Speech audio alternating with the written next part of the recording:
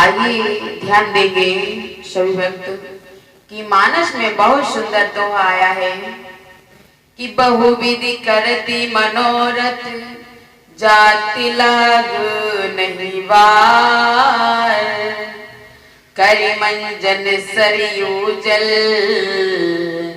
गए भूपो दरबार।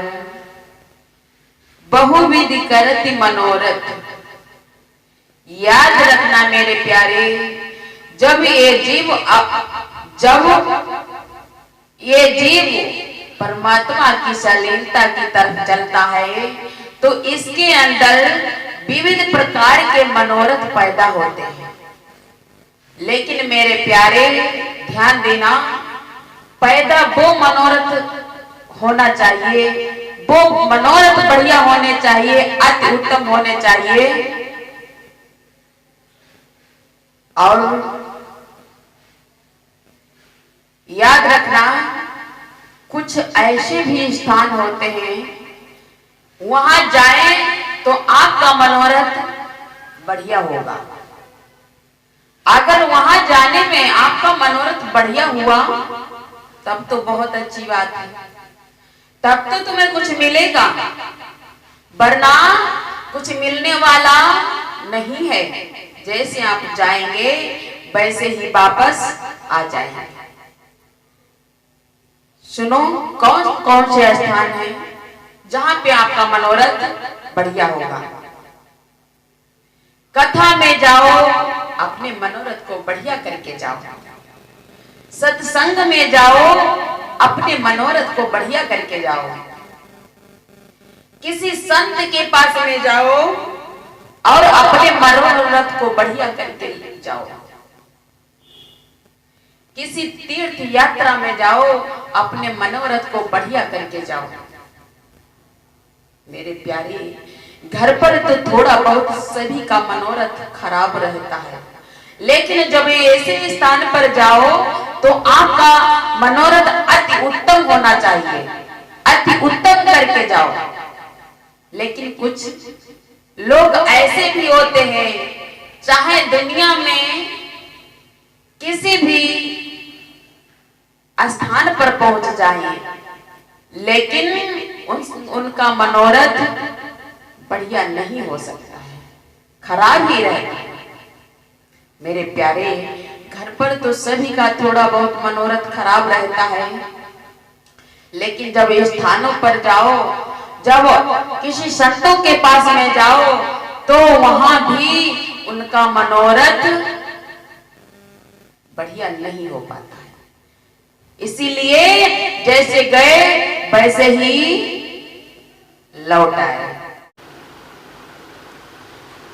एक दिन की बात है, एक दिन भोले बाबा कैलाश पर्वत से चले हैं तो एक रास्ते में कौवा मिला है। जब भोले बाबा को कौवा मिल गया है, आज भोले बाबा से वो कौवा कहने लगा, बोला बाबा आप कहाँ जा रहे हैं? आज भोले बाबा कहने लगे,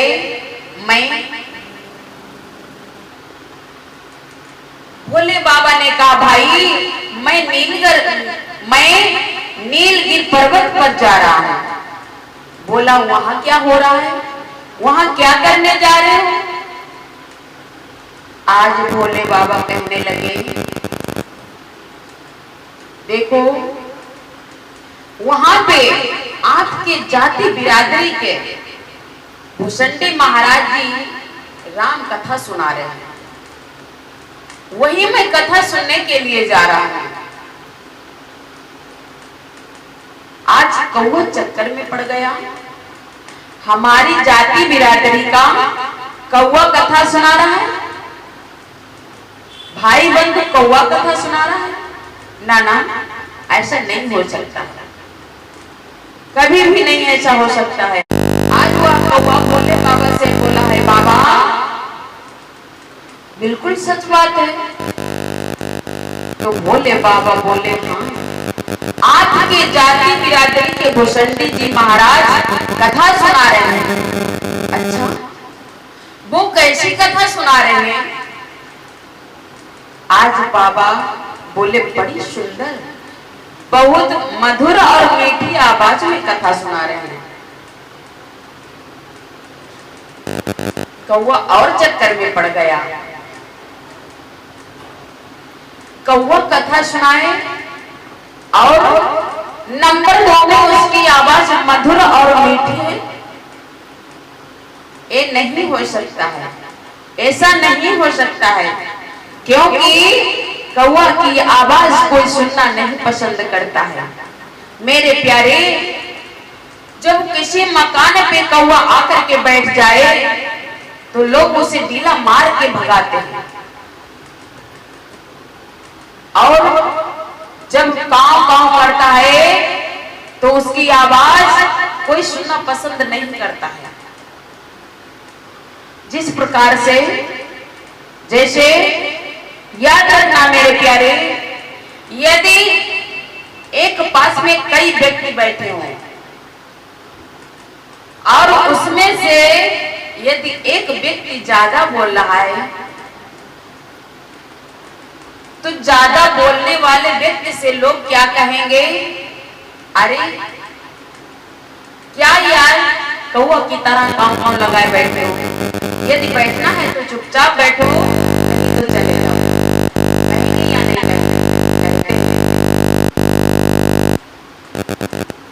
कोई कौवा की आवाज सुनना पसंद नहीं करता है, और उस कौवा की आवाज मधुर और मीठी, ये कैसे हो सकता है? आज कौवा बोला, बाबा क्या हम भी आपके साथ में कथा सुनने चले? बाबा बोले चलो। आज उसी समय कौवा भोले बाबा के साथ में चल पड़ा, और चल करके जब भोले बाबा कथा पंडाल में पहुंचे हैं, नीलगिरी पर्वत पर पहुंचे हैं, तो आज सर्वप्रथम भोले बाबा भुसंडी महाराज जी से मिले हैं, लेकिन वह कौवा भुसंडी महाराज जी से नहीं मिला। लेकिन याद रखना मेरे प्यारे, वो कथा सुनने नहीं गया था, केवल देखने गया था। वह कौवा एक पीछे चट्टान, एक पत्थर के पीछे चट्टान पड़ी थी, उस चट्टान पे जाकर के बैठ गया,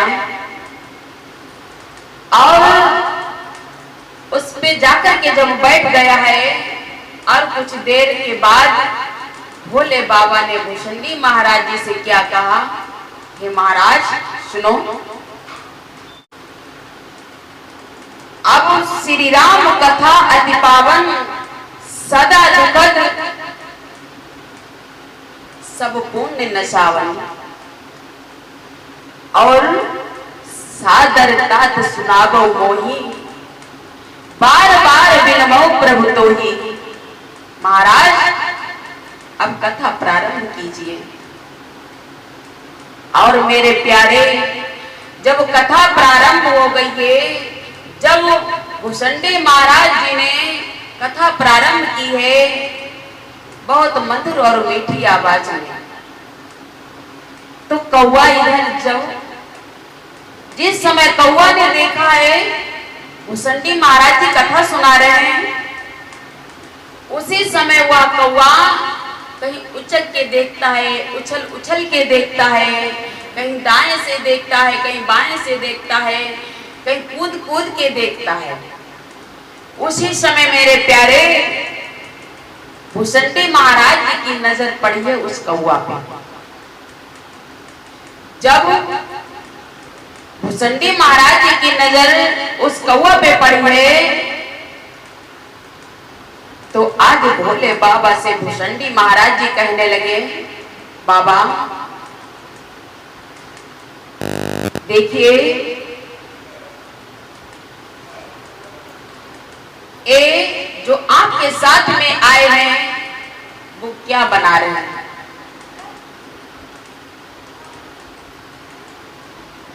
क्योंकि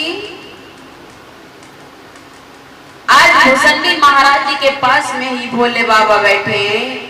आज भुसंडी महाराज जी ने भोले बाबा को इशारा किया, बाबा देखिए जो तुम्हारा मित्र तुम्हारे साथ में आया है, देखो वो क्या बना रहा है। कहीं उछक पड़ता है, कहीं दाएं से देखता है, कहीं बाएं से देखता है, कहीं कूद कूद के देखता है। ये क्या कर रहा है? आज भोले बाबा ने देखा है, बात तो बिल्कुल सच है, लेकिन फिर भी भोले बाबा ने सोचा ये मेरे साथ में आया है तो ये मेरा मित्र है। और उसी समय आज भोले बाबा ने बात बना ली।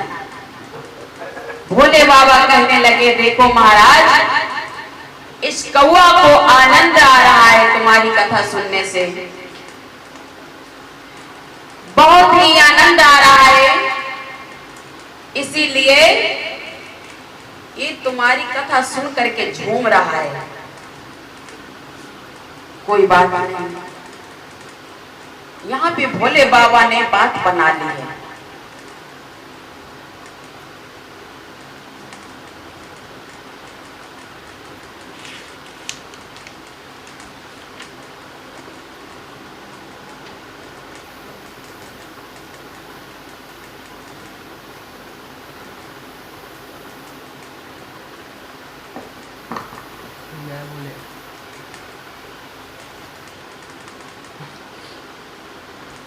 आज जिस समय भोले बाबा ने कहा है कि देखिए महाराज, आपकी कथा इसे बहुत ही सुंदर लग रही है, अच्छी लग रही है, इसीलिए आपकी कथा सुनकर के ये झूम रहा है। आज भोले बाबा ने बात बना ली, कोई बात नहीं, प्रेम से कथा हुई शाम तक। और जब कथा हो गई विसर्जन, भक्त लोग भंडारा पाने के लिए बैठ गए। एक लाइन उठी और उनके पत्तल बाहर डाले गए, उनके पत्तल बाहर डाल दिए गए। और जब उनके पत्तल बाहर डाल दिए गए,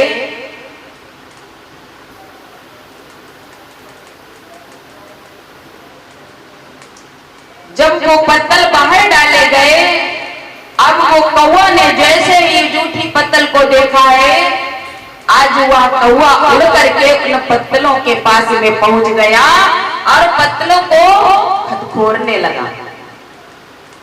कौवा की क्या आदत होती है आप सब लोगों को पता है। कौवा की क्या आदत होती है। आज कौवा उड़ करके गया और पत्तलों के पास में बैठ गया, पत्तलों को खदखोरने लगा। इधर तब तक भुसंडी महाराज जी की नजर पड़ गई उस कौवे पे। उसी समय भुसंडी महाराज जी कहने लगे, बाबा देखिए, देखो तुम्हारे मित्र काका जी क्या बना रहे हैं। भोले बाबा से भुसंडी महाराज जी कहने लगे, उधर देखिए बाबा, ये आपके मित्र काका साहब क्या बना रहे हैं। काका जी क्या बना रहे हैं। आज भोले बाबा ने देखा, बात तो बिल्कुल सच है, अरे कहें तो क्या कहें। उसी समय भोले बाबा ने फिर दोबारा बात बनाई। क्या बात बनाई है। कहा, महाराज जी वो परमहंस है।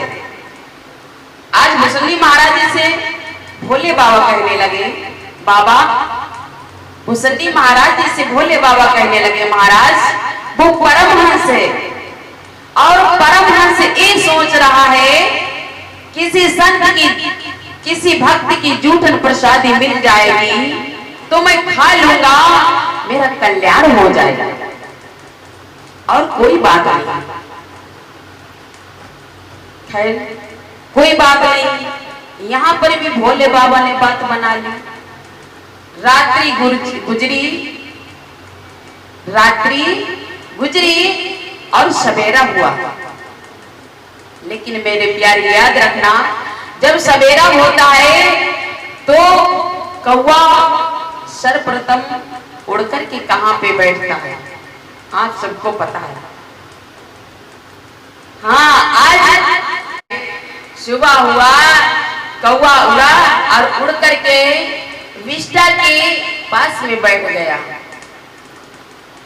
और विष्ठा में मुंह मारने लगा। उधर से भोले बाबा भुसंडी महाराज जी टहलते टहलते आ रहे थे। जब भुसंडी महाराज जी की नजर पड़ गई, देखा ये परमहंस क्या कर रहे हैं।